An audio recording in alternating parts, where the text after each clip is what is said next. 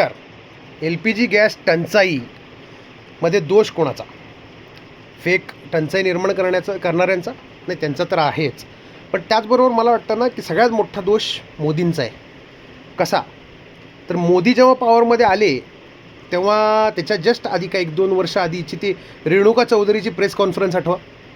त्यामध्ये एका रिपोर्टरनं जेव्हा त्यांना विचारलं की अहो तर गॅस 900 रुपयाचा झाला आहे, त्याच्यावरती त्या काय बोलल्या त्या की मग तुम्हाला 900 रुपये शक्य नाही का द्यायला?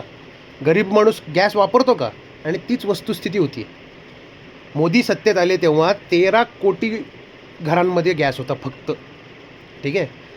आणि मोदींनी ती उज्ज्वला योजना आणि काय काय काय काय स्कीम्स, फ्री सिलेंडर, हे ते करून आज 34 कोटी घरांमध्ये, म्हणजे जवळजवळ दुप्पटपेक्षा जास्त वाढ, किंवा टोटल जवळजवळ 2.5 पट त्यांचं गॅस सिलेंडर धारक केले त्यांनी.